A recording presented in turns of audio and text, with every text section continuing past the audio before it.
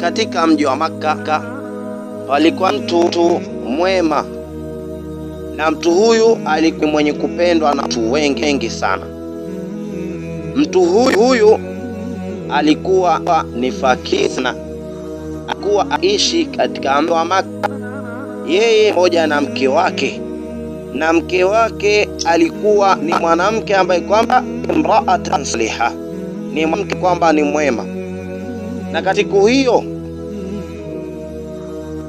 mwanamke kumwambia mume wake, mume wangu penzi, hakuna chakula kanyo, hakuna mazi, hakuna kitu chote.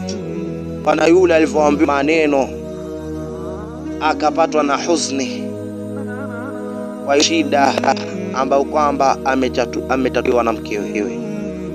Ile shida kwamba alioelezewa na mkewe, akawa ni mwenye kuwa na huzuni, kuwa na huzuni. Akasimama akaenda sokoni ili atafute kazi ambayo inalingana na wao wenyewe, kwa maana inalingana na hali yao wenyewe vile hali inavyowaruhusu. Basi wayashtari at-taama,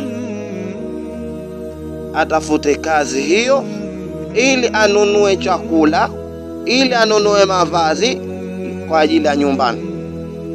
Lakini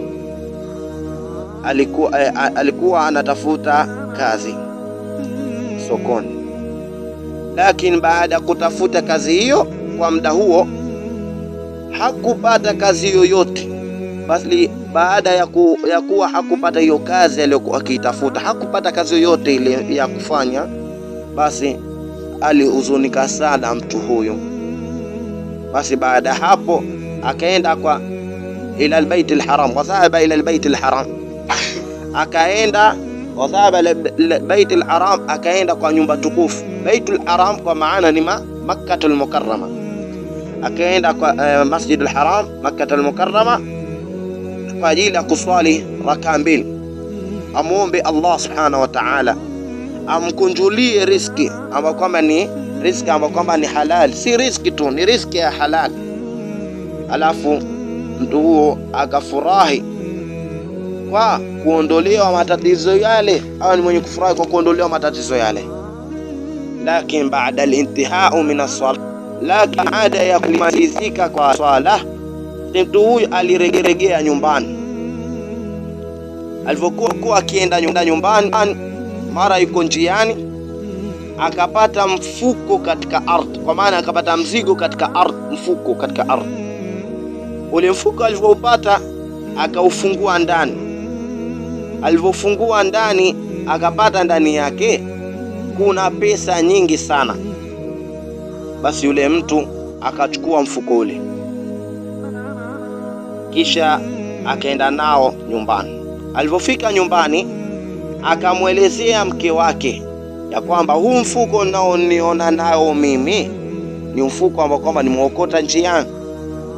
Yule mke wake akamwambia, ewe mme wangu, hii mali uliokuja nayo hapa sio mali yetu, kwa hivyo huna budi wewe kuirudisha kwa mwenyewe. Basi kwa kitendo kile bwana yule akafanya nini? Akaregea sehemu ile ambayo kwamba aliouokota mfuko ule. Basi mara afika kule akamwona mtu, akawa ni mwenye kunadi nani ambaye kwamba aliyouokota ama aliyeupata mfuko ambao kwamba ndani yake kuna pesa. Basi ule bwana akafurahi sana, ule fakir, kwa sababu bwana alikuwa ni fakir, hana kitu chochote katika nyumba. Akafurahi yule mtu. Limadha? Liannahu wajada sahibul qais, anafurahi kwa sababu ashapata, amemuona yule amemuona nani? Yule mwenye ule mfuko, mwenye ule mzigo. Basi bwana yule alivyomuona alienda akauchukua,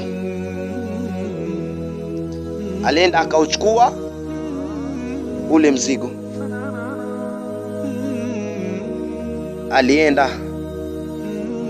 alipochukua ule mzigo akaenda kwa mkewe, akamwambia nishaupata ule mzigo. Akamwambia ule bwana mwenye ule mfuko, chukua mfuko wako,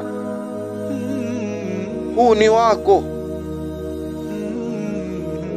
Akamwambia istaghraba arrajul alfaqir, bwana yule ambaye kwamba ni fakiri akapatwa na mshangao ya shangaa. Akamwambia wewe bila shaka ulikuwa umepoteza mfuko huu ambao kwamba ndani yake kuna pesa, umeupoteza wewe. Basi akanadi kumwambia ule bwana, lawi shakhsa raddaha fa huwa amin. Ule bwana akasema, la mtu atarudisha mzigo huo, atarudisha, basi mtu huyo atapata salama, atapata utulivu. Lakini wayastahiqu, na mtu huyo anastahiki kupata kiwango chake kama hiki. Basi ule bwana akafurahi sana, akafurahi sana. Kwa hivyo ndugu yangu katika imani, kisa kama hichi kinatufundisha kuhusu namna ya kutekeleza amana. Tekeleza amana kwa yule mtu ambaye kwamba amekuamini, wala usifanye khiana baada ya kuaminiwa. Hiyo ndio funzo ambalo tupata katika kisa hichi. Pili, kwa nia zenu ndipo ambapo mtaruzukiwa nyinyi na Allah subhanahu wa ta'ala. Ukiwa na nia nzuri, bila shaka Allah subhanahu wa ta'ala atakuruzuku. Lakini ya tatu, man yattaqillaha yaj'al lahu makhraja, bila shaka anayemuogopa Allah subhanahu wa ta'ala, Allah humfanyia mambo yake kwa mepesi. Wayarzuquhu min haythu la yahtasib, na umpa riziki. Allah subhanahu wa ta'ala ametoa ahadi, ameahidi kwamba yoyote anayemuogopa Allah subhanahu wa ta'ala, Allah humfanyia mambo yake kwa mepesi, na pia humpa riziki kwa namna asiyoitazama, kwa maana asipopatazamia wapi ambapo kwamba atapata riziki hiyo. Lakini wa man yatawakkal ala Allah fa huwa hasbuh, anayemtegemea Allah kisawasawa, basi Allah humtosha. Wayakini Allah, inna Allah baligh amri, wayakini Allah anatimiza kusudi lake, lolote alitakalo hakuna kumpinga.